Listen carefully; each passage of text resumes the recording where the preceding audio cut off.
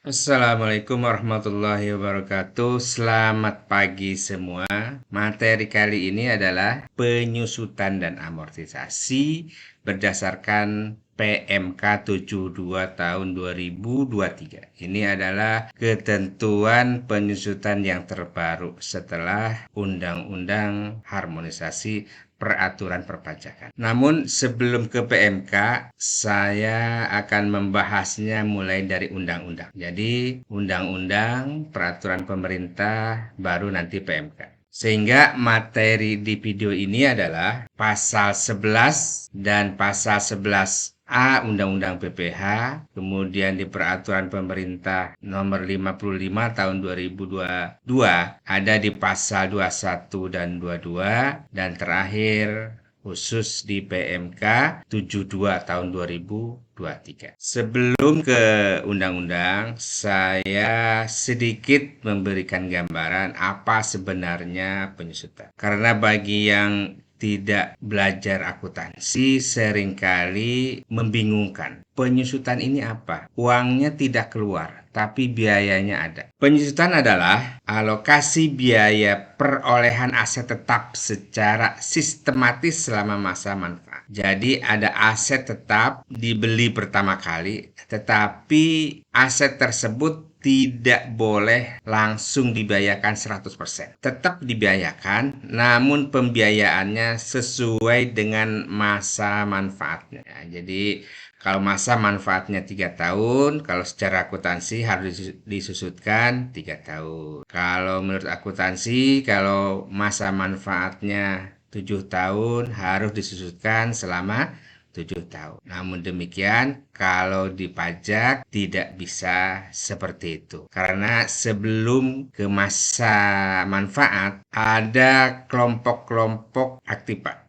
Jadi aktiva tersebut harus dikelompokkan dulu, baru kemudian disusutkan, dikalikan dengan tarifnya. Aset tetap adalah aset berwujud yang digunakan dalam operasional perusahaan selama lebih dari 1 tahun. Contoh aset tetap antara lain bangunan, peralatan, perlengkapan, mesin, kendaraan. Oke, kita mulai dari Undang-Undang Pajak Penghasilan. Penyusutan di Undang-Undang Pajak Penghasilan diatur di pasal 11 dan amortisasi diatur di Undang-Undang Pajak Penghasilan diatur di pasal 11A. Jadi pasal 11A ini adalah sisipan. Adanya pasal 11A mulai dari perubahan kedua Undang-Undang nomor 16 tahun 2000. Jadi pasal 11A mulai ada sejak tahun 2000.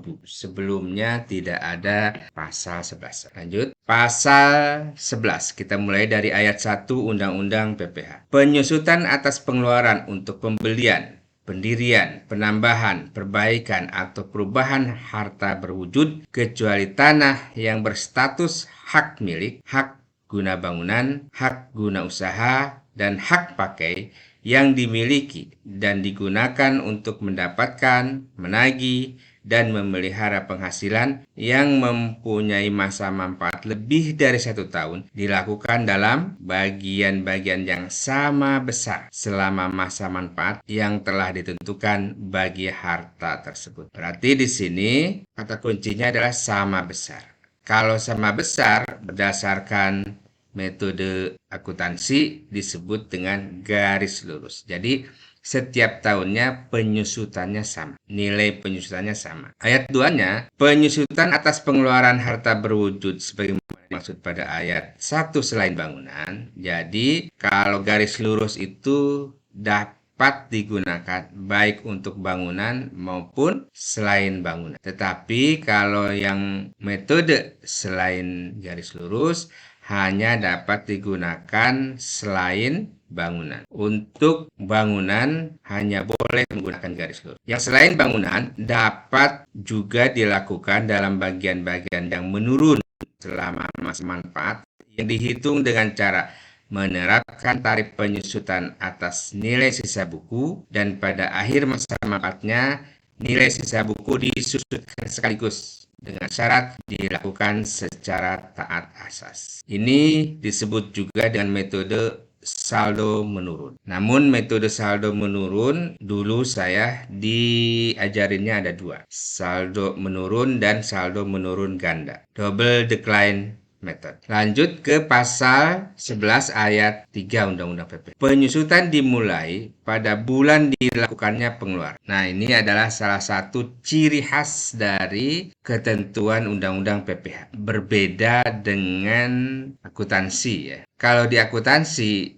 pada saat kita beli Aktiva, kita harus melihat tanggal berapa perolehan Aktiva tersebut. Kalau di bulan itu perolehan Aktiva tetapnya tidak sampai 15 hari, maka di bulan tersebut belum dia. Contohnya, beli Aktiva di tanggal 28. Maka di bulan tersebut tidak diakui menurut akuntansi. Tetapi menurut Undang-Undang PPH tetap ya. Jadi walaupun tanggal 31, misalnya 31 Januari, maka di bulan Januari tetap dilakukan penyusutan. Satu hari sama dengan satu bulan. Kecuali untuk yang masih dalam proses pengerjaan ya, ini karena belum siap ya, artinya si Aktiva tersebut belum jelas berapa sebenarnya harta perolehannya. Jadi kalau dalam proses pengerjaan diselesaikan dulu pengerjaannya seperti bangunan ya, supaya jelas harta tersebut perolehannya berapa atau nilai harta tersebut berapa. Nah, penyusutan dimulai pada bulan selesainya pengerjaan harta tersebut supaya konkret berapa nilai Aktiva tersebut. Lanjut ke pasal 11 ayat 4 Undang-Undang. Dengan persetujuan Direktur Jenderal Pajak, wajib pajak diperkenakan melakukan penyusutan mulai pada bulan harta tersebut digunakan untuk mendapatkan, menagih, dan memelihara penghasilan atau pada bulan harta yang bersangkutan mulai menghasil. Di beberapa kasus, perusahaan ingin menyusutkan Aktiva tersebut pada saat atau pada bulan yang tidak sesuai dengan pasal 11 ayat 3, yaitu misalnya dibeli di bulan Januari. Tetapi sebenarnya mau dipakai atau mesin tersebut mau digunakan di bulan September. Kenapa di bulan September? Ya mungkin itu rencana dari perusahaan tersebut untuk operasionalnya. Nah, perusahaan ingin penyusutannya dimulai di bulan September. Maka perusahaan harus mengajukan permohonan kepada Direktur Jenderal Pajak supaya penyusutannya dimulai sejak September. Jadi kalau tidak sesuai dengan pengeluarannya, maka wajib pajak harus mengajukan permohonan kepada kantor pajak. Nanti kepala kantor pajak tersebut, dalam hal ini Kepala Kanwil ya, akan menyetujui atas nama Direktur Jenderal Pajak menyetujui bulan kapan penyusutan dimulai. Pasal 11 ayat 5 Undang-Undang PPH, apabila wajib pajak melakukan penilaian kembali revaluasi ya Aktiva berdasarkan ketentuan sebagaimana dimaksud dalam pasal 19, jadi di Undang-Undang PPH revaluasi diatur di pasal 19. Maka dasar penyusutan atas harta adalah nilai setelah dilakukan penilaian kembali Aktiva tersebut. Misalnya nilai Aktiva tersebut atau nilai buku Aktiva tersebut 100. Tetapi sebenarnya nilai pasarnya tersebut sekarang udah 700. Ini biasanya gedung misalnya ya. Nilai ekonominya itu 700, padahal nilai bukunya 100 atau mungkin 0. Jadi bayangkan ada gedung yang sudah memiliki nilai buku 0, kemudian dilakukan revaluasi sesuai dengan nilai ekonominya menjadi 700. Nah, dari 0 ke 700 itu berarti ada tambahan nilai ya. Nah, di pasal 19 diatur bahwa kalau revaluasi tersebut disetujui oleh Dirjen Pajak, maka revaluasinya itu dikenakan PPh sebesar 10%. Dan dari 700 itu kemudian disusutkan kembali. Pasal 11 ayat 6 Undang-Undang PPH. Untuk menghitung penyusutan, masa manfaat dan tarif penyusutan harta berwudu ditetapkan sebagai berikut. Nah, jadi ini adalah perbedaan atau salah satu perbedaan antara pajak dan akuntansi. Cara menghitung penyusutan menurut akuntansi dan menurut pajak. Satu ini ya, kelompok. Di akuntansi tidak ada kelompok-kelompok. Apa guna kelompok ini? Guna kelompok ini adalah menentukan masa manfaat. Kalau di pajak, masa manfaat itu hanya ada 4, yaitu 4 tahun, 8 tahun, 16 tahun, dan 20 tahun. Kalau di akuntansi, sesuai masa manfaat sebenarnya. Jadi bisa disusutkan 2 tahun, bisa disusutkan 3 tahun, bisa disusutkan 5 tahun. Itu di akuntansi. Tetapi kalau di pajak minimal 4 tahun. Tidak ada penyusutan 3 tahun, tidak ada penyusutan 7 tahun. Kecuali nanti memang hartanya sudah dijual atau sudah tiada, yaitu beda lagi. Disusutkan sekaligus di saat harta tersebut dijual misalnya. Jadi masa manfaat di pajak itu 4 tahun, 8 tahun, 16 tahun, 20 tahun. Tidak ada yang selain ini. Kemudian tarifnya. Tarifnya yang ayat 1 ini adalah garis lurus ya.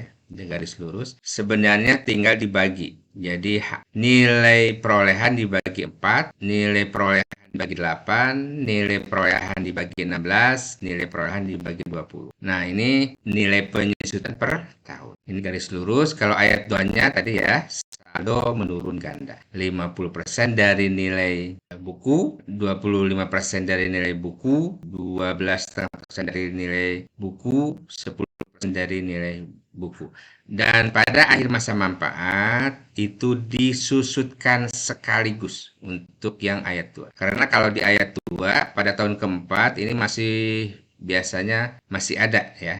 Kalau dikalikan 50%. Jadi akan selalu manjang sebenarnya. Tetapi karena masa manfaatnya dibatasi 4 tahun, 8 tahun, 16 tahun, 20 tahun, maka di akhir masa manfaat ini disusutkan sekaligus. Ini untuk yang bukan bangunan. Makanya tadi ya di ayat 2 disebutkan selain bangunan. Jadi kalau selain bangunan ini ada saldo. Tetapi khusus bangunan hanya ada satu tarif penyusutan yaitu garis lurus, yaitu 5% dan 10%. Ya, 20 harga perolehan tinggal dibagi 20 ya sama dengan 5. Harga perolehan bagi 10 sama dengan 10%. Ada bangunan permanen dan ada bangunan tidak permanen. Apa perbedaannya? Permanen itu adalah bangunan tembok. Selain tembok tidak permanen. Dulu pada saat undang-undang ini dibuat tahun 1983 jarang ada bangunan yang dibuat dari baja. Baja ringan itu belum ada waktu itu ya,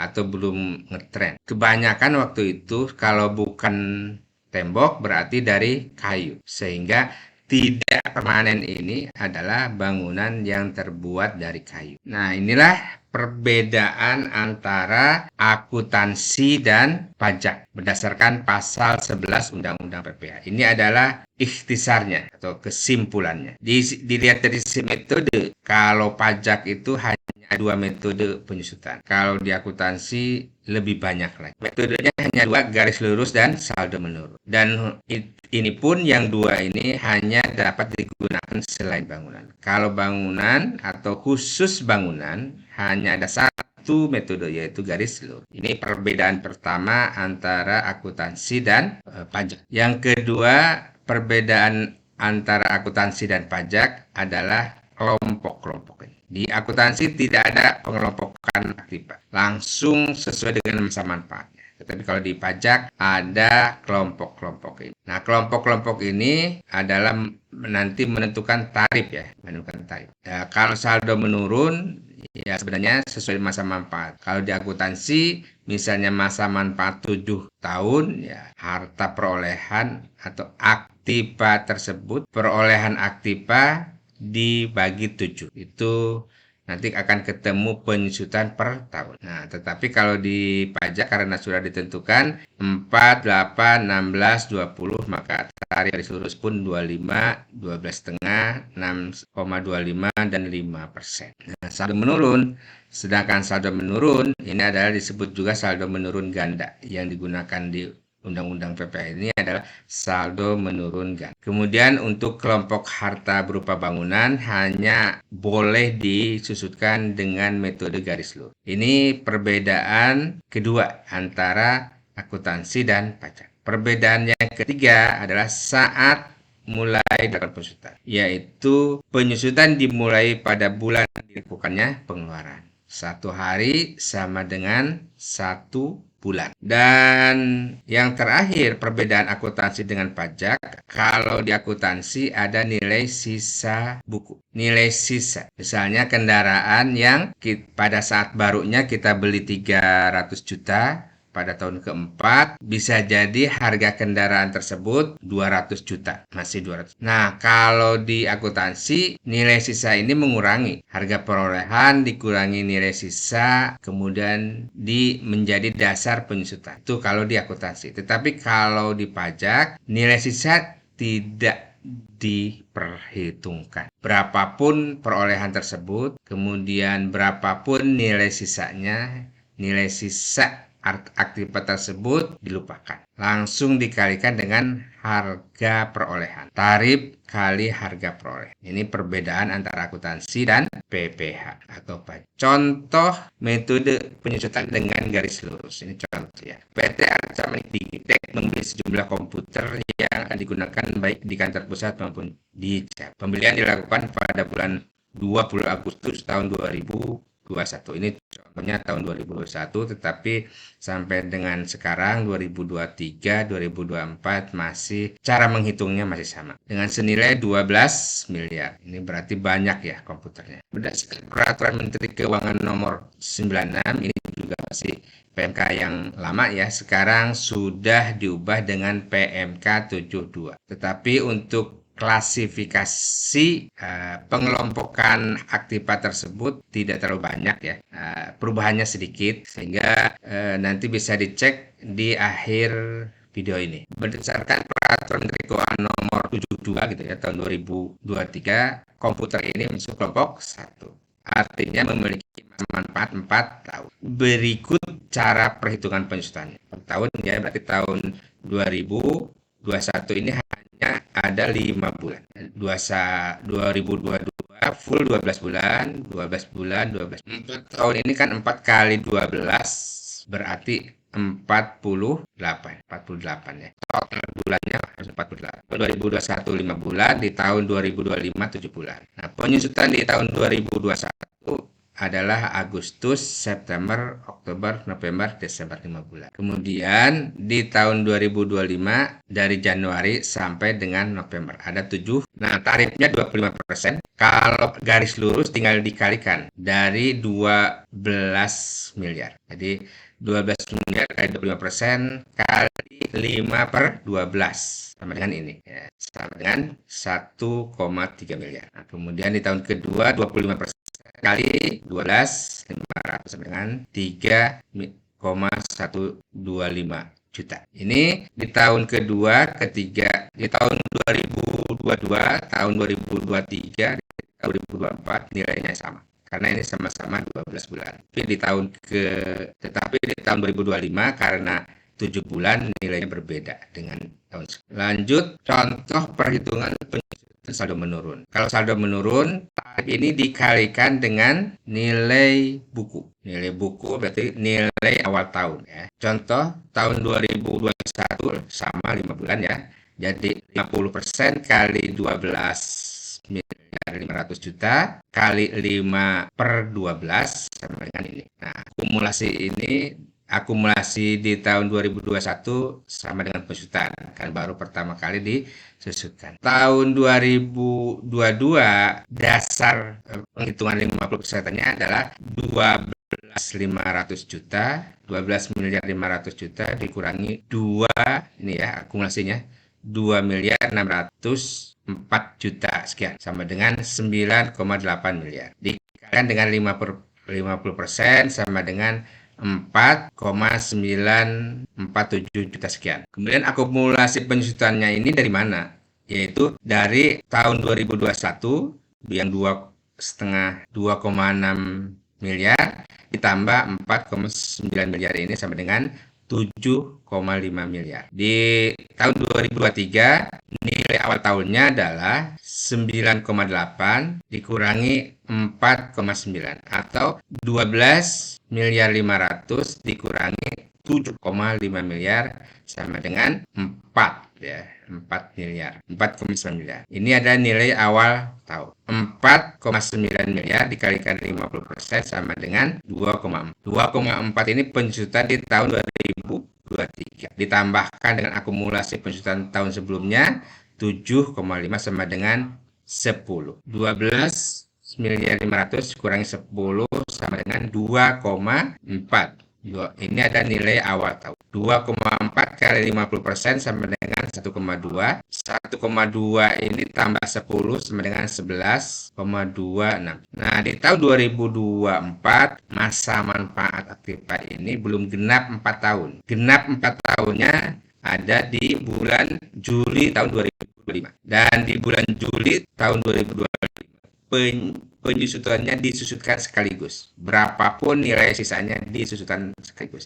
Sehingga total penyusutan selama 4 tahun sama dengan harga perolehannya. Ini contoh perhitungan penyusutan saldo menurun. Ini adalah aturan baru berdasarkan Undang-Undang Harmonisasi Peraturan Perpajakan atau undang-undang terbaru di bidang perpajakan. Kenapa namanya harmonisasi peraturan perpajakan? Karena ini adalah undang-undang ombudsman di bidang perpajakan, khusus perpajakan. Jadi yang diatur di undang-undang HPP ini bukan hanya undang-undang PPH, tetapi juga ada KUP, ada PPN, ada pajak karbon, dan PPS. Pasal 11 ayat 6A Undang-Undang PPH. Apabila bangunan permanen sebagaimana dimaksud ayat 6 mempunyai masa manfaat melebihi 20 tahun, penyusutan sebagaimana dimaksud pada 1 dilakukan dalam bagian yang sama besar sesuai dengan masa manfaatnya sebagaimana dimaksud pada ayat 6 atau sesuai dengan masa manfaatnya yang sebenarnya berdasarkan pembukuan wajib pajak. Artinya, bangunan permanen yang lebih 20 tahun, siapa yang menentukan 20 tahunnya? Yang menentukan 20 tahun atau tidaknya arsiteknya atau wajib pajak. Jadi yang bangunan ini permanen ya. Bangunan yang memiliki manfaat lebih dari 20 tahun, ada alternatif cara menghitungnya. Apakah disusutkan selama 20 tahun seperti yang sebagaimana diatur di ayat 6? Ini 20 tahun ya, walaupun manfaatnya lebih dari 20 tahun. Atau sesuai dengan masa manfaat yang sebenarnya, artinya lebih dari 20 tahun. Contoh misalnya, kalau masa manfaatnya 25 tahun, berarti disusutkan 25 tahun. Kalau masa manfaatnya 50 tahun, maka disusutkan selama 50 tahun. Ini yang diatur di Undang-Undang HPP. Ini adalah ketentuan yang baru pasca Undang-Undang HPP. Pasal 11 ayat 7 Undang-Undang PPH. Penyusutan atas harta berwujud dimiliki dan digunakan dalam bidang usaha tertentu dapat diatur tersendiri. Nah, ini penjelasannya dalam rangka menyesuaikan dengan karakteristik bidang usaha tertentu seperti perkebunan tanaman keras, kehutanan, peternakan, perlu diberikan pengaturan tersendiri untuk penyusutan harta berwujud yang digunakan dalam bidang usaha tertentu tersebut. Jadi yang dimaksud bidang usaha tertentu ini adalah perkebunan tanaman keras, kehutanan, peternakan. Pasal 11 ayat 8 Undang-Undang PPH. Apabila terjadi pengalihan atau penarikan harta sebagaimana dimaksud dalam pasal 4 ayat 1 huruf D atau penarikan harta karena sebab lainnya, maka jumlah nilai sisa buku harta tersebut dibebankan sebagai kerugian. Artinya boleh dibiayakan. Dan harga jual atau penggantian asuransi yang diterima atau diperoleh dibukukan sebagai penghasilan pada tahun terjadinya penarikan tersebut. Intinya bahwa kalau dijual beli aktiva tetap menurut pajak, kalau ada nilai bukunya, nilai buku tersebut disusutkan sekaligus pada saat penjualan aktiva atau penarikan aktiva. Boleh juga penarikan, bisa juga tidak dijual tapi ditarik aktiva tersebut karena mungkin tidak digunakan atau sudah tidak berguna.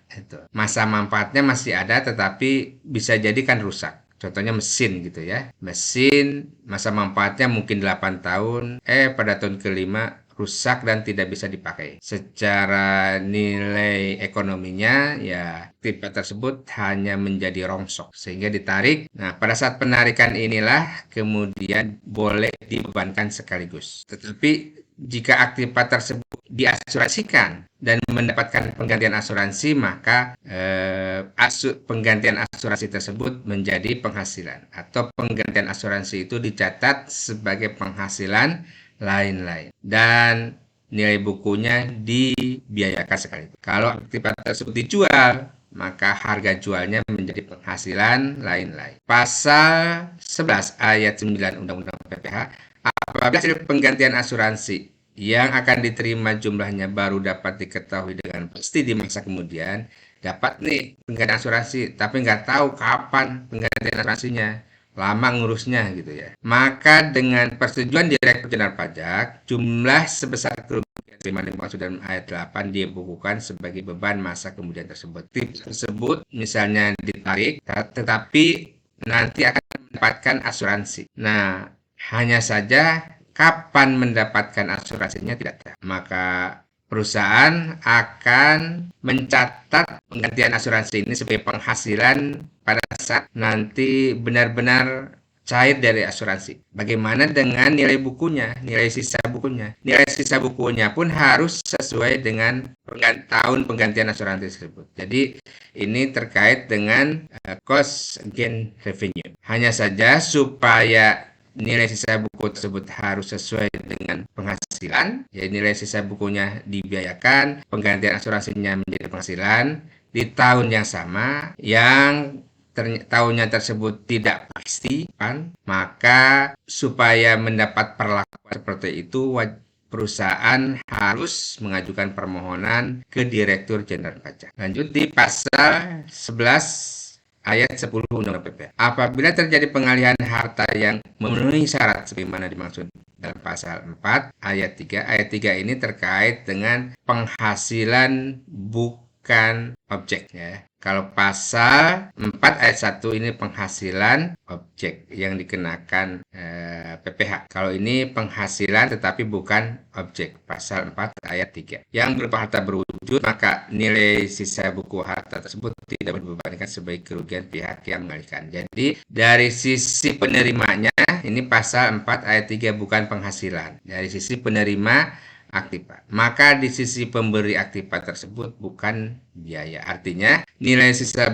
buku tersebut tidak boleh dibiayakan. Terus gimana? Ya angus. Biayanya itu angus ya. Jadi bukan penghasilan bagi penerima aktiva dan bukan biaya bagi pemberi aktiva. Kita lanjut di amortisasi. Pasal 11 ayat 1 Undang-Undang PPH. Amortisasi atas pengeluaran untuk memperoleh harta tak berwujud dan pengeluaran lainnya termasuk biaya perpanjangan hak guna bangunan HGB ya, biasa disebut dengan HGB, hak guna bangunan itu bagian dari harta tak berwujud. Hak guna usaha HGU, hak pakai atau goodwill, muhibah yang mempunyai masa manfaat lebih dari 1 tahun yang dipergunakan untuk mendapatkan, menagih, dan memelihara. Ini biasa disebut dengan 3M ya. Memelihara penghasilan dilakukan dalam bagian-bagian yang sama besar atau dalam bagian yang menurun. Sama besar ini garis lurus, bagian-bagian yang menurun ini saldo menurun. Selama masa manfaat yang dihitung dengan cara menerapkan tarif amortisasi atas pengeluaran tersebut atau atas nilai sisa ya. Ini tarif amortisasi kali pengeluaran berarti ini yang garis lurus. Tarif amortisasi kali nilai sisa buku berarti saldo menurun. Dan pada akhir masa manfaat diamortisasi sekaligus dengan syarat dilakukan secara asas. Untuk yang saldo menurun pada akhir masa manfaat disusutkan sekaligus. Pasal 11 ayat 1A Undang-Undang PPH, amortisasi mulai pada bulan dilakukannya pengeluaran kecuali untuk bidang usaha tertentu. Ini sama dengan penyusutan ya. Dimulainya amortisasi sejak bulan pengeluaran. 1 hari sama dengan 1 bulan. Nah, di amortisasi juga ada kelompok-kelompok ya, kelompok 1, kelompok 2, kelompok 3, kelompok 4. Sesuai dengan manfaatnya, 4 tahun, 8 tahun, 16 tahun, 12 tahun. Ini garis lurus dan ini saldo menurun. Jadi, untuk harta tidak berwujud, semuanya boleh menggunakan metode garis lurus atau saldo kecuali untuk bidang tertentu kita baca. Ini ada ada tambahan ketentuan di ayat 2A-nya yang disisipkan berdasarkan Undang-Undang HPP. Apabila harta berwujud sebagaimana dimaksud ayat 2 mempunyai masa manfaat lebih dari 20 tahun, ini sama seperti bangunan tadi ya, di aktiva berwujud. Di aktiva tidak berwujud, misalnya paten, misalnya trademark gitu, memiliki masa manfaat lebih dari 20 tahun, maka boleh disusutkan sesuai dengan masa manfaatnya. Tetapi boleh juga selama 20 tahun. Ini adalah pilihan yang ditentukan oleh wajib pajak, yang ditentukan oleh perusahaan. Mau pakai yang mana? Mau pakai yang 20 tahun atau pakai yang sesuai masa manfaat sebenarnya. Misalnya masa manfaat sebenarnya 30 tahun, maka disusutkan selama 30. Pasal 11A ayat 3 Undang-Undang PPH, pengeluaran untuk biaya pendirian dan biaya perluasan modal suatu perusahaan dibebankan pada tahun terjadinya pengeluaran atau diamortisasi sesuai dengan ketentuan sebagaimana dimaksud dalam ayat 2. Pasal 11A ayat 4 Undang-Undang PPH. Amortisasi atas pengeluaran untuk memperoleh hak dan pengeluaran lain yang mempunyai masa manfaat lebih dari 1 tahun di bidang penambangan minyak dan gas bumi dilakukan menggunakan metode satuan produksi. Kalau metode satuan produksi ini adalah metode ketiga yang digunakan di Undang-Undang PPH. Metode satuan produksi ini digunakan di bidang pertambangan, kehutanan, dan hasil alam lainnya. Contoh metode satuan produksi untuk bidang migas ya. Bidang migas. Perusahaan minyak dan gas bumi membeli hak penambangan minyak bumi seharga 100 miliar. Biar gampang nilainya bulat-bulat ya. Masa manfaat hak penambangan tersebut diperkirakan selama 10 tahun. Nilai sisa hak penambangan tersebut diperkirakan 0. Jadi setelah ditambang nilainya 0. Tersebut memperkirakan bahwa cadangan minyak bumi yang terdapat dalam hak penambangan di sumber tersebut ya sebesar 100 juta barel. Berarti 100 miliar bagi 100 juta barel. Per barelnya berapa? Berdasarkan metode satuan produksi, beban amortisasi hak penambangan tersebut sebagai berikut. Beban amortisasi per barel ya. Jadi kita cari penyusutan per barelnya berapa. Dari 100 miliar ini cadangan migasnya itu 100 juta barel. Jadi 100 miliar bagi 100 juta sama dengan 1.000 rupiah per barel. Kalau misalnya di tahun 2023 kita memiliki 1 juta barel, maka 1 juta kali 1.000, 1 miliar. Penyusutannya seperti itu. Pasal 11A ayat 5 Undang-Undang PPH. Amortisasi atas pengeluaran untuk memperoleh hak penambangan selain yang dimaksud ayat 2, selain migas ya. Selain yang dimaksud pada ayat 4, selain amortisasi migas, hak pengusahaan hutan yaitu amortisasi di bidang HPH dan hak pengusahaan sumber alam serta hasil alam lainnya yang mempunyai masa manfaat lebih dari 1 tahun dilakukan dengan menggunakan metode satuan produksi setinggi-tingginya 20%. Jadi kalau HPH dan sumber alam lainnya ada batasan 20% tahun. Artinya paling cepat disusutkan 5 tahun. Dilakukan dengan menggunakan metode satuan produksi setinggi-tingginya 20% setahun. Ini adalah batasannya. Atau dengan kata lain, penyusutannya paling cepat 5 tahun. Lanjut pasal 1A ayat 6 Undang-Undang PPH. Pengeluaran yang dilakukan sebelum operasi komersial yang mempunyai masa manfaat lebih dari 1 tahun dikapitalisasi dan kemudian diamortisasi sesuai dengan ketentuan sebagaimana dimaksud ayat 2. Berarti ada kelompok-kelompok. Manfaatnya berapa tahun? 4 tahun, 8 tahun, 16 tahun, 20 tahun. Pasal 11A ayat 7 Undang-Undang PPA. Apabila terjadi pengalihan harta tak berwujud atau hak-hak sebagaimana dimaksud dalam ayat 1, ayat 4, dan ayat 5, maka nilai sisa buku harta atau hak-hak tersebut dibandingkan sebagai kerugian dan jumlah yang diterima sebagai penggantian merupakan penghasilan pada tahun terjadinya pengalihan tersebut. Ini sama seperti penyusutan ya, sama seperti aktiva tetap berwujud, sama seperti aktiva tetap berwujud pada saat pengalihan disusutkan sekaligus. Kalau ada penggantian maka dicatat sebagai penghasilan. Pasal 11A ayat 8 Undang-Undang PPA, apabila terjadi pengalihan harta yang memenuhi syarat sebagaimana dimaksud pasal 4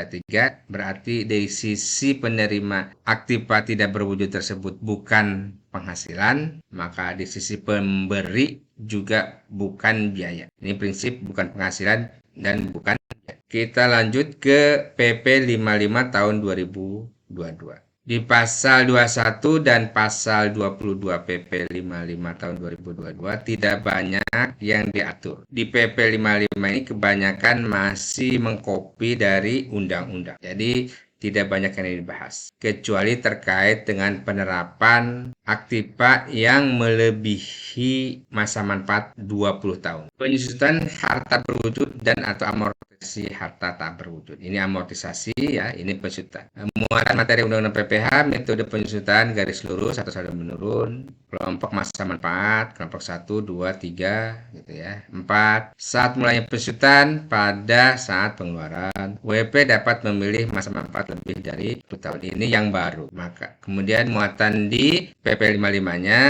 ada pemberitahuan 20 tahun beralih dari 20 tahun menjadi lebih dari 20 tahun. Nah, ini hal yang diatur di PP 55. Wajib pajak yang telah melakukan penyusutan atas bangunan permanen sebagaimana dimaksud ayat 5 yang dimiliki dan digunakan sebelum tahun 2022 disusutkan sesuai masa manfaatnya sebagaimana dimaksud dalam ayat 5. Jadi ini mau pindah dari 20 tahun ke lebih dari 20 tahun. Dapat memilih melakukan penjualan dengan masa manfaat dengan menyampaikan pemberitahuan kepada Dirjen Pajak paling lambat akhir tahun 2022. Nah, ini paling lambat akhir tahun 2022. Tapi kemudian diatur ulang di PMK 72. Kita lanjut ke penyusutan dan amortisasi berdasarkan Peraturan Menteri Keuangan Nomor 72 Tahun 2023. Gambaran umum dari PMK 72 memiliki materi berupa penyempurnaan dan muatan baru. Aturan lama yaitu menampung PMK 96, PMK 248, kemudian menaikkan per 20 menjadi PMK 72 ya, menaikkan per 10 menjadi PMK 72, menaikkan PEP 21 menjadi PMK 72, dan CAP 316 tentang software. Nah, muatan barunya adalah pengaturan biaya perbaikan dengan masa manfaat lebih dari 1 tahun dibebankan melalui penyusutan harta berwujud yang bersangkutan. Kemudian, perlakuan pengakuan nilai sisa buku atas harta yang mendapatkan penggantian asuransi, mekanisme permohonan penundaan pengakuan nilai sisa buku sebagaimana sebagai kerugian sehubungan dengan penggantian asuransi, mekanisme pemberitahuan kepada DJP dalam hal wajib pajak memilih menggunakan masa manfaat yang sebenarnya lebih dari 20 tahun. Ini hal-hal yang baru di PMK ya, di tingkat PMK. Kerangka pengaturan PMK-nya, penyusutan ya, amortisasi dan tata cara. Jadi kita bagi 3, yang mengatur penyusutan, yang mengatur amortisasi, dan yang mengatur tata cara. Tulisan warna merah ini merupakan adalah muatan baru di tingkat PMK. Jadi bukan berarti aturan baru, tetapi aturan di tingkat PMK baru. Kita lanjut ke penyusutan harta baru. Slide ini adalah slide yang dibuat oleh DJP. Saya menyajikan ulang. Ruang lingkup penyusutan A. Atas pengeluaran untuk pembelian, pendirian, penambahan, perbaikan, dan perubahan harta beruntung. B. Dimiliki dan digunakan untuk mendapatkan, menagih, dan memelihara penghasilan. Penghasilan yang dikenakan PPh umum atau PPh yang digunggung. Kalau penghasilannya dikenakan final, ya tidak perlu ada penyusutan. Kalau penghasilannya bukan objek pajak, maka tidak perlu ada penyusutan. Tidak perlu dihitung karena biayanya tidak diperhitungkan. Memiliki masa manfaat lebih dari 1 tahun. Ketentuan teknis pembebanan biaya dilakukan dalam bagian-bagian yang sama besar. Berarti ini adalah garis. Kemudian selain bangunan dapat digunakan dalam bagian-bagian yang menurun. Berarti ini saldo menurun. Masa manfaat dan tarif penyusutan ini sebenarnya sudah diatur di undang-undangnya ya, tidak perlu dibahas. Jenis-jenis harta berdasarkan kelompok tercantum dalam lampiran PMK. Ini sebelumnya ada di lampiran PMK 96, sekarang ada di lampiran PMK 7. Untuk jenis harta yang tidak tercantum dalam PMK digunakan masa manfaat kelompok 3. Sebenarnya kalau mau selain kelompok 3 bisa mengajukan permohonan. Tidak hanya kelompok 3. Boleh menggunakan kelompok 3 atau mengajukan permohonan ke DCP. Saat mulai penyusutan dimulai untuk bangunan, selain bangunan bidang usaha tertentu ya. Penyusutan dimulai pada bulan dilakukannya pengeluaran, kecuali untuk harta yang masih dalam proses pengerjaan, bangunan ini ya. Penyusutan dimulai pada bulan selesainya pengerjaan tersebut. Tadi saya sampaikan bahwa kenapa harus menunggu selesai? Karena jumlah perolehannya tidak tahu, atau kos atau nilai kos dari bangunan tersebut kita tidak tahu karena belum selesai bangunannya, walaupun tetap ada RAB-nya. Karena RAB tidak digunakan sebagai dasar penyusutan. Yang menjadi dasar penyusutan adalah yang benar-benar dikeluarkan. Dengan persetujuan Dirjen Pajak diperkenankan di bulan harta digunakan untuk 3M. Jadi atau pada bulan harta mulai menghasilkan. Jadi diperkenankan tidak sesuai dengan bulan pengeluaran asal ada persetujuan dari Dirjen Pajak. Dalam bidang usaha tertentu dimulai pada bulan mulai produksi komersial, yaitu bulan mulai dilakukan penjualan, dan tahun dilakukannya pengeluaran untuk ternak yang sudah menghasilkan setelah dipelihara kurang dari 1 tahun. Pemberitahuan masa manfaat lebih dari 20 tahun. Bangunan dibedakan menjadi bangunan permanen 20 tahun ya, bangunan tidak permanen 10 tahun. Penyusutan dengan metode garis lurus. Tadi sudah disampaikan bangunan permanen ini adalah tembok. Bangunan tidak permanen, bangunan bukan dari tembok. Nah, ada perbedaan antara PP dan PMK. Kalau di PP disebutkan paling lambat akhir tahun pajak 2022. Tetapi kalau di PMK paling lambat 30 April 2024. Ketentuan ini memang untuk kemudahan wajib pajak. Jadi boleh sampai dengan 30 April. Bukan harus ya, tetapi boleh sampai dengan 30 April. Pemberitahuannya boleh sampai 30 April. Ini contoh peralihan penyusutan dari 20 tahun menjadi lebih dari 20 tahun. Pada Januari 2017, wajib pajak membeli sebuah gedung pabrik senilai 1 miliar. Penyusutan atas pengeluaran untuk perolehan gedung pabrik tersebut dimulai pada bulan Januari 2017. Wajib pajak melakukan penyusutan fiskal dengan masa manfaat 20 tahun dan tarif penyusutan 5% per tahun. Namun berdasarkan pembukuan wajib pajak, masa manfaat gedung pabrik tersebut adalah 30 tahun. Untuk melakukan penyusutan fiskal terhadap gedung pabrik yang memiliki masa manfaat lebih dari 20 tahun tersebut, wajib pajak dapat memilih untuk menggunakan masa manfaat yang sebenarnya berdasarkan pembukuan wajib pajak, yaitu 30, dengan menyampaikan pemberitahuan kepada Dirjen Pajak. Penghitungan penyusutan gedung pabrik tersebut mulai tahun pajak 2022, artinya pindah dari 20 tahun ke 30 tahunnya di tahun pajak 2022. Dilakukan sesuai dengan sisa manfaat yang sebenarnya berdasarkan pembukuan wajib pajak dengan tarif penyusutan yang dihitung berdasarkan nilai sisa buku fiskal. Ya, jadi penghitungan 30 tahunnya bukan dari 1 miliar, tetapi dari nilai sisa buku. Kenapa? Karena yang sudah disusutkan tidak bisa disusutkan ulang ya. Jadi ya udah dari nilai sisa buku saja. Karena nilai sisa buku adalah nilai yang belum disusutkan. Disusutkan berdasarkan tarif pajak 30 tahun. Pada Desember 2022, wajib pajak menyampaikan pemberitahuan memilih untuk menghitung biaya penyesuaian atas gedung pabrik tersebut sesuai dengan masa manfaat yang sebenarnya berdasarkan pembukuan wajib pajak. Sesuai dengan pembukuan wajib pajak, gedung pabrik tersebut telah disesuaikan 5 tahun, yaitu 17, 18, 19, 20, 21. Masa manfaat awal 2022 adalah 25 tahun. Penghitungan penyusutannya menjadi sebagai berikut. Nah, ini yang waktu 20 tahun, tarifnya 5%. Nah, pada tahun 2002 beralih dari 20 tahun ke 30 tahun. Tarif penyesuaian untuk bangunan tarif sesuai dengan usia 20 tahun ya, yaitu 5%. Dan penghitungan tarif penyesuaian untuk sisa manfaat 25 tahun sebagai berikut, yaitu 1/25 kali 100% sama dengan 4%. Masa manfaatnya 30, tapi sudah dipakai 5 tahun. 30 kurangi 5 sama dengan 25. Nah, makanya sejak tahun 2022 menjadi 4%. Biaya perbaikan. Nah, ini hal yang baru ya. Biaya perbaikan dikapitalisasi. Biaya perbaikan itu ada yang menambah masa manfaat, ada yang tidak menambah masa manfaat. Biaya perbaikan dengan masa manfaat lebih dari 1 tahun dibebankan melalui penyesuaian harta berwujud. Masa manfaat yang digunakan adalah masa manfaat setelah perbaikan, yaitu sisa masa manfaat fiskal harta atau sesuai sisa manfaat fiskal harta tersebut ditambah dengan tambahan masa manfaat akibat perbaikan. Dalam hal perbaikan menambah masa manfaat paling lama sesuai dengan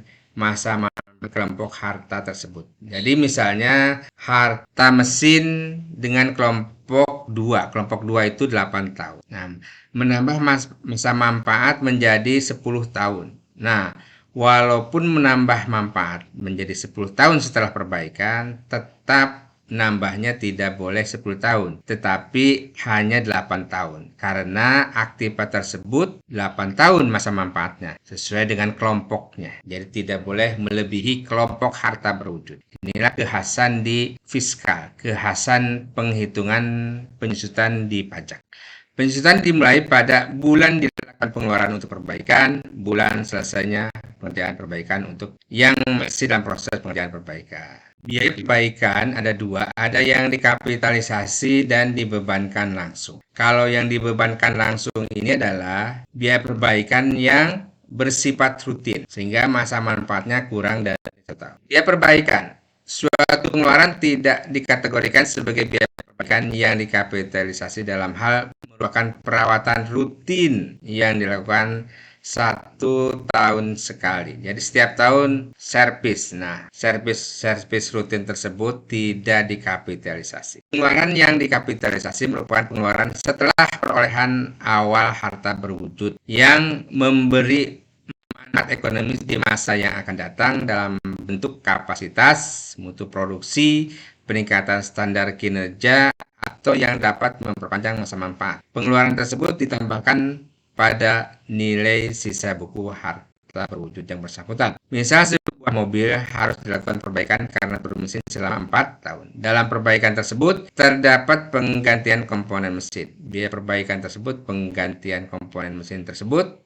biaya perbaikan termasuk penggantian komponen mesin tersebut dikapitalisasi pada mobil sehingga pembebanannya melalui penyusutan mobil. Kalau mobil tersebut kelompok 1 berarti dikapitalisasi bisa sampai 4 tahun lagi. Contoh perbaikan yang menambah masa manfaat harta yang berwujud tapi tidak melebihi masa manfaat kelompok awal. Contoh pengeluaran untuk pembelian sebuah perahu sebesar 500 juta pada bulan Oktober 2020. Perahu tersebut termasuk dalam kelompok 2, memiliki masa manfaat 8 tahun secara fiskal. Setelah digunakan 5 tahun, perahu tersebut dilakukan penggantian mesin sebesar 100 juta rupiah. Atas penggantian mesin tersebut menyebabkan perahu dapat digunakan 2 tahun lebih lama dari masa awal. Ini setelah digunakan 5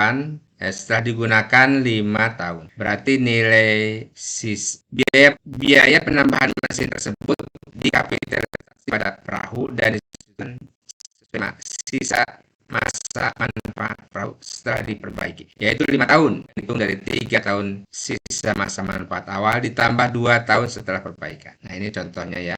Ini sebelum perbaikan, ini biaya setelah perbaikan. Contoh biaya perbaikan yang menambah masa manfaat harta berwujud yang diperbaiki melebihi masa manfaat kelompok awal. Contoh 2, pengeluaran untuk pembelian sebuah kapal sebesar 1 miliar pada bulan Oktober 2022. Kapal tersebut kelompok 2 yang memiliki masa manfaat 8 tahun secara fiskal. Setelah digunakan 5 tahun, Oktober 2007, kapal tersebut dilakukan penggantian mesin dan perbaikan badan kapal sebesar 500 juta. Atas perbaikan tersebut menyebabkan kapal dapat menggunakan 6 tahun lebih lama dari sisa manfaat awal, sehingga sisa manfaat menjadi 9 tahun, yaitu 6 tambah 3 ya, 9. Namun untuk tujuan perpajakan, masa manfaat penyesuaian kapal bukan 9 tahun tetapi 8 tahun. Kenapa? Karena sesuai dengan kelompok 2, masa manfaatnya 8 tahun. Biaya penggantian mesin dan perbaikan badan tersebut dikapitalisasi pada nilai sisa buku fiskal kapal dan disusunkan sesuai masa manfaat kapal setelah diperbaiki, yaitu 8 tahun. Jadi ini contohnya ya. Ini ada pertanyaan, jika dari hasil permintaan bantuan kepada tim fungsional penilai terdapat kenaikan nilai aset, apakah akan diikuti juga kenaikan nilai dasar perhitungan penyesuaian aktiva tetap? Biaya perawatan aktiva tetap seringkali dikapitalisasikan menambah masa manfaat, padahal biaya tersebut pada hakikatnya merupakan biaya OPEX yang harus dibebankan sekaligus pada tahun buku tahun berjalan. Ini jawabannya. Nilai yang digunakan sebagai dasar penyesuaian adalah pengeluaran untuk memperoleh harta berwujud atau perolehan. Pada dasarnya, dasar pengenaan penyesuaian adalah nilai perolehan harta berwujud. Untuk penyesuaian nilai aset secara fiskal melalui revaluasi untuk tujuan perpajakan. Dalam hal nilai perolehan dikoreksi secara fiskal, misalnya karena hubungan istimewa, sehingga nilai perolehannya menjadi lebih tinggi, maka nilai perolehan tersebut merupakan dasar penyesuaian secara fiskal. Ini kalau ada hubungan istimewa, pembeli dan penjual ada hubungan istimewa, maka kantor pajak boleh mengoreksi nilai perolehannya. Ini dianggap nilai yang seharusnya. Jadi kalau di pajak itu ada nilai yang sebenarnya, ada nilai yang seharusnya. Nilai yang seharusnya itu hanya boleh dilakukan jika ada transaksi yang memiliki hubungan istimewa. Jika transaksi antara penjual dan pembeli tidak ada hubungan istimewa, maka harga yang menjadi dasar penyesuaian adalah harga yang sebenarnya, yang benar-benar terjadi, yang real. Pertanyaan selanjutnya, aset yang ada perbaikan dan menambah masa manfaat. Siapa yang menentukan lamanya penambahan masa manfaat tersebut? Wajib pajak sendirikah atau harus ada pihak ketiga, misalnya appraiser ya? Jawabannya adalah penambahan masa manfaat akibat perbaikan mengacu kepada pembukuan wajib pajak. Jadi wajib pajak secara self assessment menentukan apakah menambah atau tidak.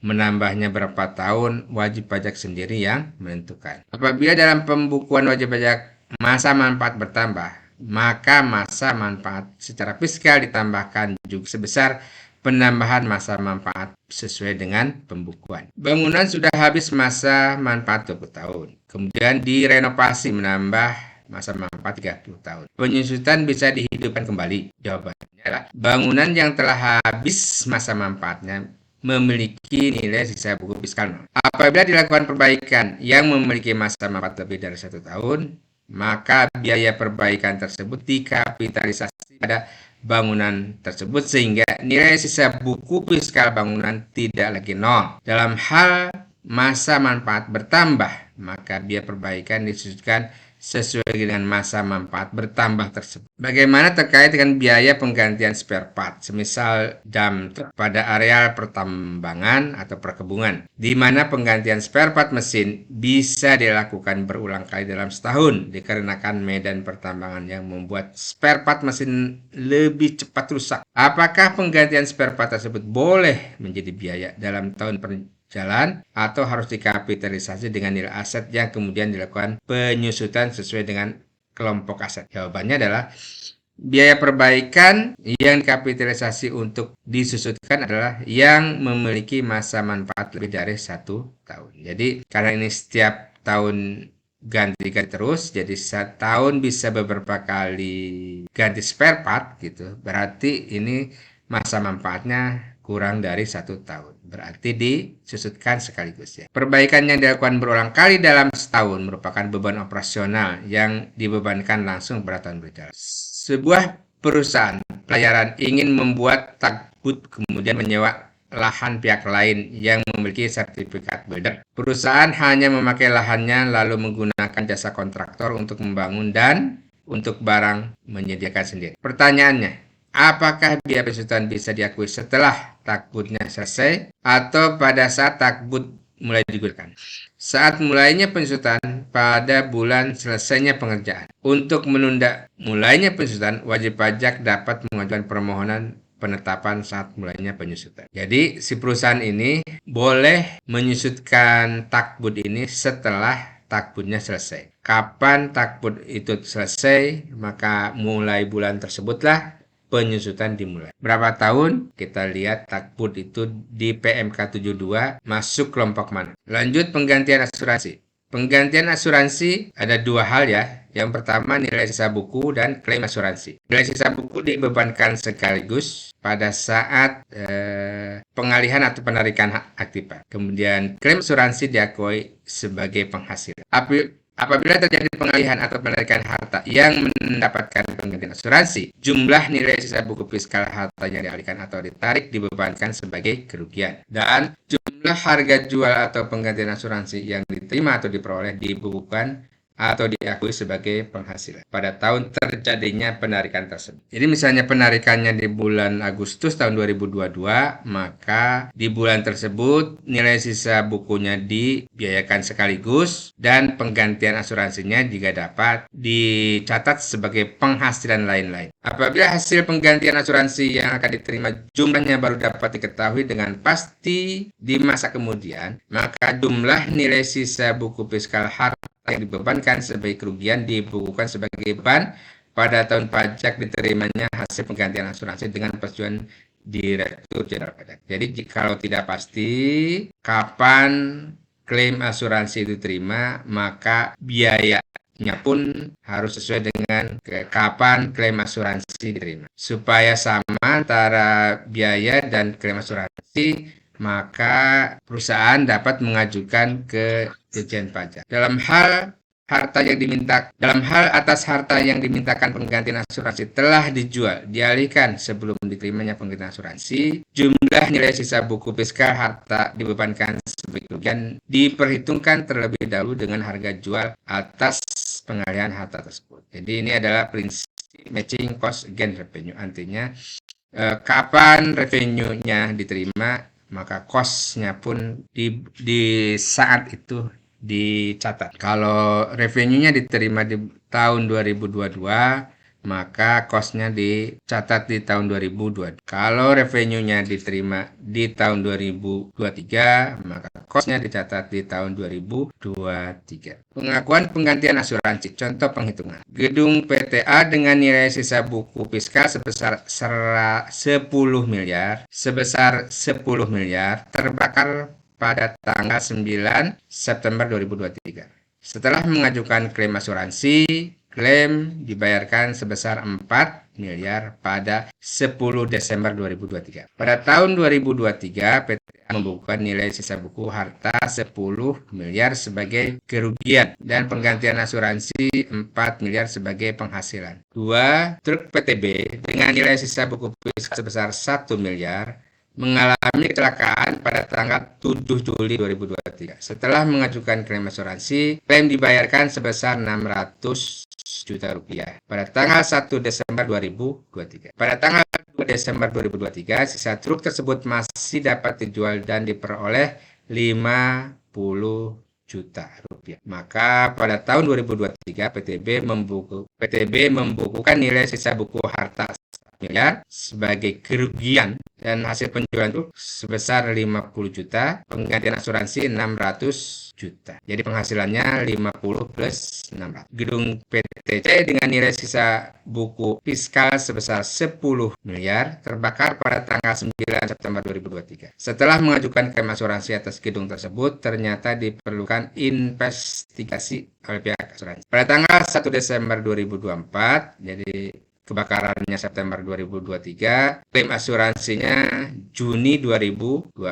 Ada beda tahun di sini ya. Disetujui dan dibayarkan 7 miliar. PTC mengajukan permohonan persetujuan untuk penundaan pembebanan kerugian atas gedung terbakar tersebut pada tahun pajak penggantian harus diterima. Setelah mendapatkan persetujuan pada tahun 2024, PTC membukukan nilai sisa buku tahun, nilai sisa buku harta 10 miliar sebagai kerugian, dan penggantian asuransi 7 miliar sebagai penghasilan. Kita lanjut ke amortisasi harta tak berwujud. Ruang lingkup atas pengeluaran untuk memperoleh harta tak berwujud dan pengeluaran lainnya, termasuk biaya perpanjangan hak guna bangunan, hak guna usaha, hak pakai, dan muhibah atau goodwill. Masa manfaat lebih dari 1 tahun dan dipergunakan untuk lagi dan memelihara penghasilan. Ini normatif ya, sudah dijelaskan di undang-undang tadi. Ketentuan teknis pembebanan dilakukan dalam bagian-bagian yang sama besar selama masa manfaat atau dalam bagian-bagian yang menurun selama masa manfaat. Jadi kalau harta tak berwujud itu amortisasinya ada garis lurus dan enggak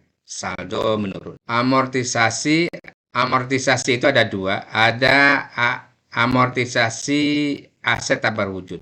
Contohnya amortisasi hak, amortisasi paten, dan amortisasi aplikasi. Ini aplikasi yang milik kita. Jadi aplikasinya kita bikin sendiri, baik bayar ke orang ataupun kita bangun sendiri. Bukan aplikasi yang bersifat sewa. Jadi aplikasinya hak kepemilikannya ada di kita. Ini diamortisasi. Bidang usaha tertentu, aset tak berwujud terkait dengan usaha kehutanan, perkebunan, peternakan. Saat mulai amortisasi dimulai pada bulan dilakukannya pengeluaran, kecuali untuk bidang usaha tertentu pada bulan produksi komersial. Kelompok misalnya 4. Kelompok 1 4 tahun, kelompok 2 8 tahun, kelompok 3 16 tahun, kelompok 4 20 tahun. Amortisasi harta tak berwujud dengan masa manfaat lebih dari 20 tahun dilakukan dengan kelompok 2 atau sesuai dengan pembukuan. Jadi boleh lebih dari 20 tahun. Perangkat lunak aplikasi umum kurang dari 1 tahun tidak diamortisasi. Aplikasi khusus lebih dari 1 tahun diamortisasi. Aplikasi khusus ini masa manfaatnya lebih dari 1 tahun. Dengan berlakunya PMK 72 tahun 2023, apakah ketentuan amortisasi bangunan oleh investor berdasarkan bentuk kerjasama, bentuk perjanjian kerjasama bangun salah guna, BOT ya, build, operate, transfer sesuai KMK 248 masih berlaku? Jawabannya, ketentuan amortisasi bangun guna serah dapat mengacu ke KMK 248. Jadi 248 ini masih berlaku. Sebelum berlakunya Undang-Undang HPP sesuai pasal 11A Undang-Undang PPA, masa manfaat amortisasi paling lama 20 tahun. Dengan terbitkannya Undang-Undang HPP, masa manfaat sesuai dengan perjanjian dapat lebih dari 20 tahun. Jadi dibangun guna serah jika perjanjiannya 30 tahun, maka amortisasinya 30 tahun. Bidang usaha tertentu yaitu ada kehutanan, perkebunan, peternakan. Peternakan ini dibagi dua ya, ada yang menghasilkan setelah dipelihara kurang dari 1 tahun, menghasilkan setelah dipelihara lebih dari 1 tahun. Kalau yang kurang dari 1 tahun, ini contohnya petelur, ayam petelur ya. Peternakan ini dibagi dua, menghasilkan setelah dipelihara kurang dari 1 tahun, dan menghasilkan setelah dipelihara lebih dari 1. Bila dilihat dalam PMK 72 tahun 2023 ini, yang menarik adalah penyusutan untuk bidang peternakan yang diakuinya di atas usia 1 tahun masa berdirinya. Yang menarik, bila usaha peternakan baik ayam potong atau sapi potong terkena wabah, apakah bisa diperhitungkan dalam tahun berjalan? Ya, bisa ya. Jawabannya, apabila ternak mati terkena wabah, maka pembebanannya tidak melalui penyusutan tetapi dibebankan langsung saat penghentian aset ternak. Karena si ternaknya sudah tidak ada, tidak memiliki manfaat lagi. PMK 72 tahun 2023 mengatur penyusutan, pembebanan terkait dengan ternak yang dapat berproduksi berkali-kali seperti sapi perah dan ayam petelur.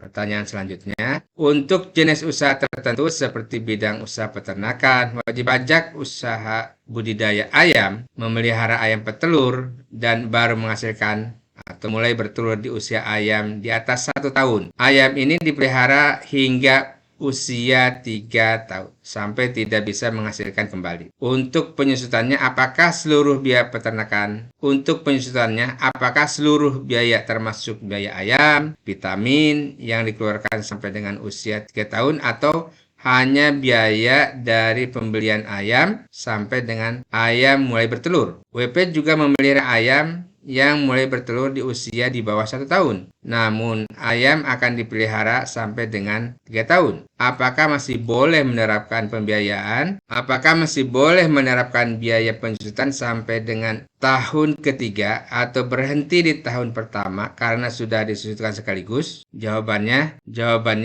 ayam petelur pada umumnya akan bertelur sekitar umur 5 bulan. Apabila secara kebiasaan pada usaha wajib pajak masa manfaat ayam petelur adalah 3 tahun, maka biaya perolehan atas suatu tahun akan disusutkan selama 3 tahun. Maka biaya perolehan atas suatu tahun akan disusutkan selama 3 tahun. Contoh, biaya perolehan tahun 2023 sebesar 240, biaya perolehan 2023 sebesar 240 juta. 240 juta ini terdiri dari bibit, pakan, vitamin. Disusutkan selama 3 tahun yaitu 2023, 2024, 2025. Biaya perolehan 2024. Biaya perolehan 2024 sebesar 250 juta yaitu bibit, pakan, vitamin. Disusutkan selama 3 tahun yaitu 2024, 2025, dan 2026. Biaya perolehan 2025 sebesar 255 juta. 255 juta ini untuk bibit, pakan, vitamin. Disusutkan selama 3 tahun yaitu 25, 26, 27. Tata cara permohonan dan pemberitahuan. Ini adalah